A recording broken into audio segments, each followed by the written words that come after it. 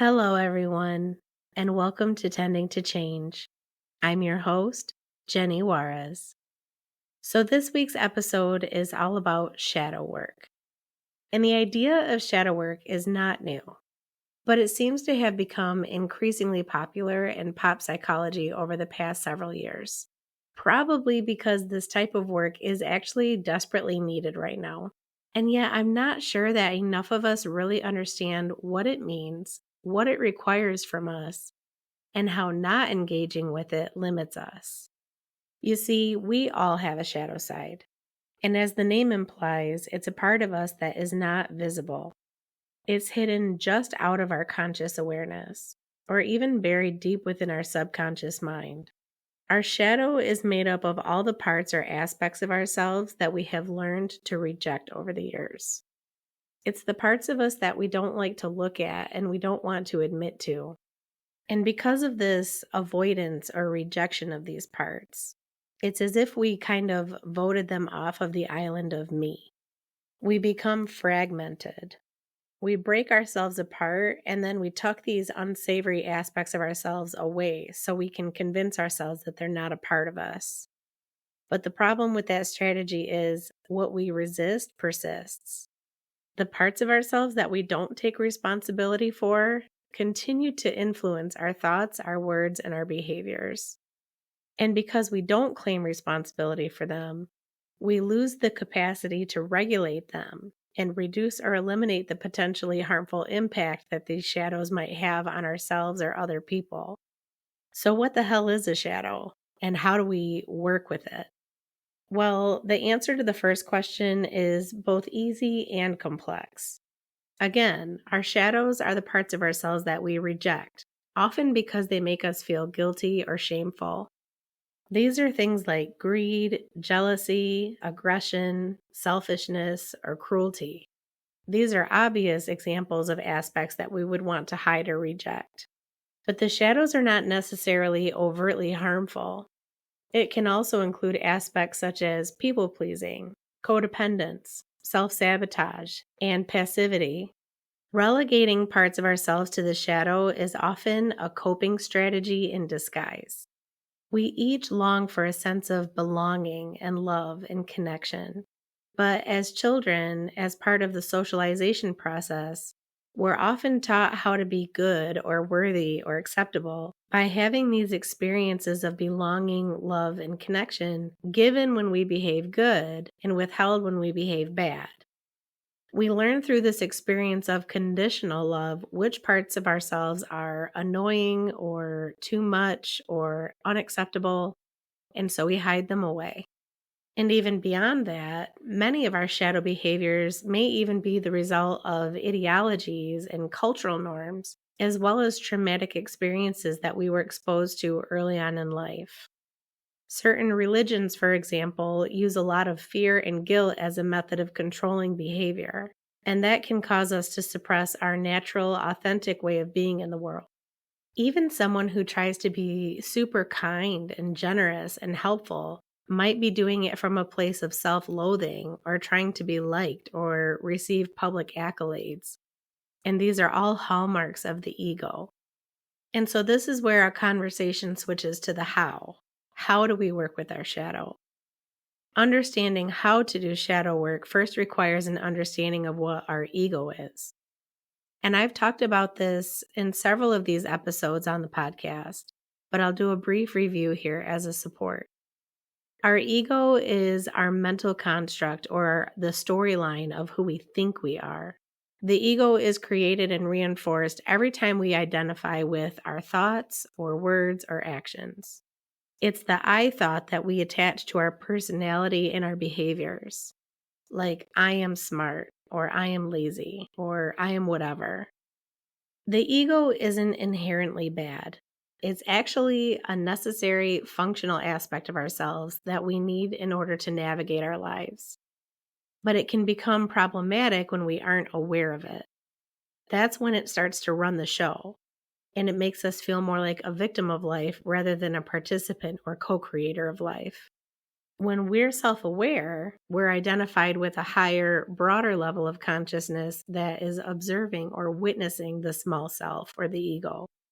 Eastern spiritual traditions teach that while the ego is impermanent and constantly changing, the true self, this witness or observer self, is eternal and unchanging.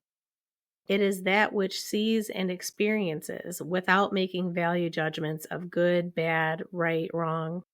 It's the spaciousness of the sky or the blank screen that holds the many thoughts and experiences that we cast upon it like clouds or movies. So, in order for us to engage with our shadow, we first need some space between our ego self and our higher self. This space is naturally created over time through spiritual practices. And that includes things like meditation, yoga, contemplation, mantra repetition, chanting, and many other activities. And it's this inner spaciousness that allows us to anchor into a place within that doesn't take our thoughts, our words, and our actions so personally. And this is really important because the goal of shadow work is acceptance and integration of these rejected, fragmented aspects of ourselves so that we can become whole again. It's about embracing our full self with all of our flaws and our imperfections and coming to understand that there are actually no bad parts of us. And as we learn to love ourselves in the full spectrum of our humanity, the most paradoxical, miraculous thing occurs. The very habits, attitudes, and behaviors that we were trying so hard to reject and violently cut away from ourselves actually begin to dissolve and fall away on their own. American psychologist Carl Rogers said it this way: "The curious paradox is that when I accept myself just as I am, then I can change." He believed that people could only self-actualize or fulfill their potential if they had a positive view of themselves. And we see this reflected in addiction recovery work. If people feel ashamed for their addictive behaviors, they are much less likely to seek treatment. But when we're able to see the addiction for what it is, a brilliant, highly protective coping strategy for mental, emotional, or physical pain, then the shame dissolves and we can take practical steps toward working with the pain in a less self-destructive manner.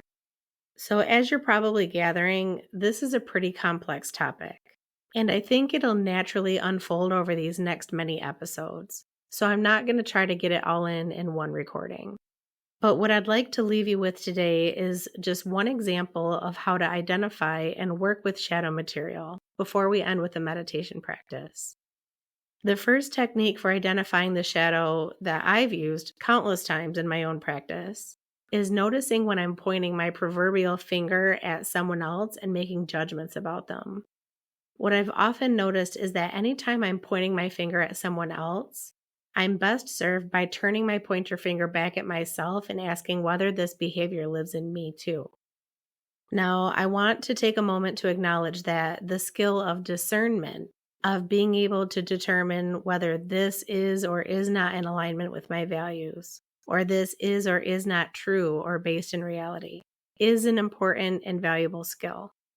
But consider the difference between judging ourselves, other people, or situations versus discerning what is the right action to take or what is or is not true based on the facts. And just as there are laws of the natural world that help us understand how matter interacts with force, there are also spiritual laws that help us understand how subtle energies, including thoughts and emotions, interact with our physical experience of life. And the spiritual law of reflection states that whatever we perceive outside of us is a reflection of our inner world. And this can be a hard pill to swallow. But if you can shift from ego consciousness to witness consciousness, it becomes much easier to invite curiosity and clear seeing to the situation.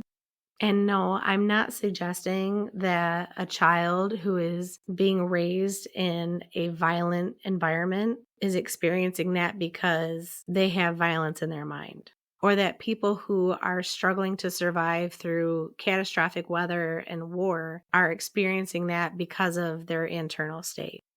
What I'm suggesting is that in our day to day lives, when we find ourselves casting judgments on other people, that it can be helpful to notice that it is much easier and more palatable to point out the flaws, mistakes, or failures of someone else than it is to acknowledge the existence of these same things in ourselves. Because we all possess shadow and light. We are all multifaceted, multidimensional, complex beings who are capable of the full range of empathy to narcissism and everything in between. So, for example, when you become aware that you're judging someone else, perhaps you could ask yourself, I wonder why this is so obvious to me right now. Or I wonder if this trait lives in me too. Or I wonder why I'm taking this person's beliefs or actions so personally. It is immensely helpful and important to become aware as often as we're able to of judging mind. We each possess this inner judge and they are ruthless. Mostly they're ruthless with us, but also with other people. We can know we're judging whenever we place labels of good, bad, right, wrong, or better or less than. And the judge's goal is perceived safety and peace. But its tactics are often reliant on shame, blame, guilt, and alienation.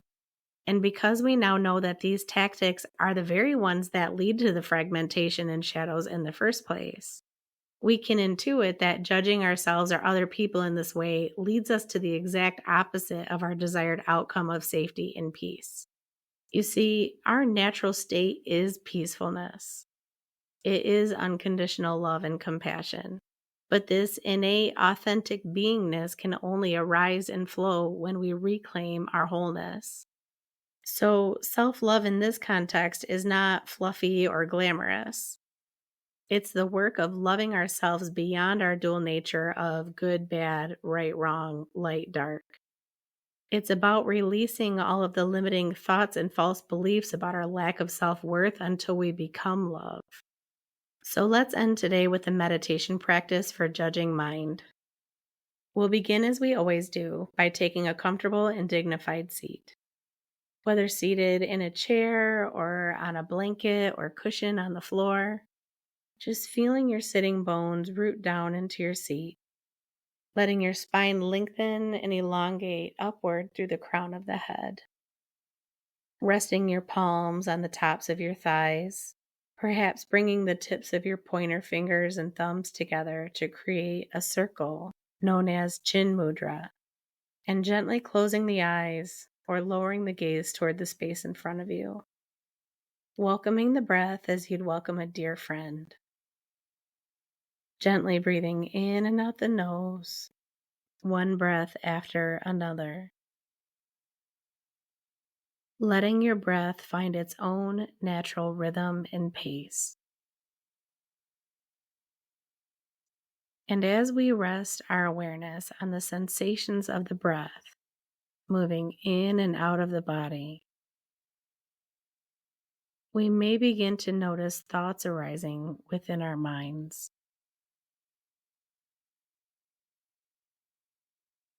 Oftentimes in our meditation practice, we would redirect our attention to the focus on the breath or some other anchor point. But this time, I'd like to invite you to notice your thoughts. Notice how they arise from space, of their own accord. You do not choose to have certain thoughts. They simply arise, live a brief life, and then dissolve back into space. See if you can anchor your awareness in the space, in the ground from which the thoughts arise. And then notice the life cycle of a thought without investing a story or additional thoughts into the thought.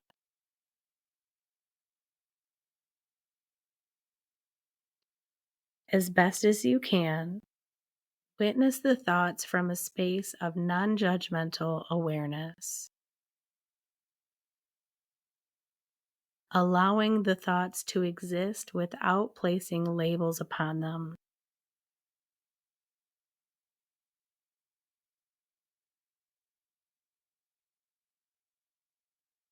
Just as the heart pumps blood and the lungs take in oxygen, so does the mind think. Thoughts are not a reflection of who you truly are. They are constantly changing phenomena. Who you truly are is eternal and unchanging. You don't have to believe everything that you think.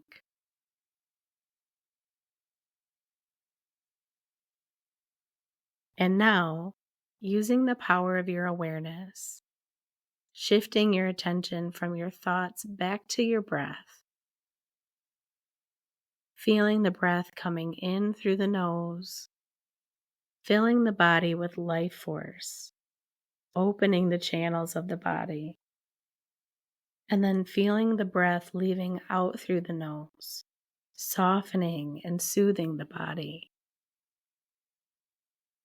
Resting here for another breath or two. And when you're ready, lifting the gaze, opening the eyes. Just taking a moment to notice how you feel. What is the quality of your awareness right now? Thank you so much for joining me today. It means a lot to me that you're choosing to spend some of your precious time with me. My prayer is that you're receiving some benefit from these talks and that those benefits ripple out into the people and the world around you. Until we connect again, take care and have a wonderful rest of your day.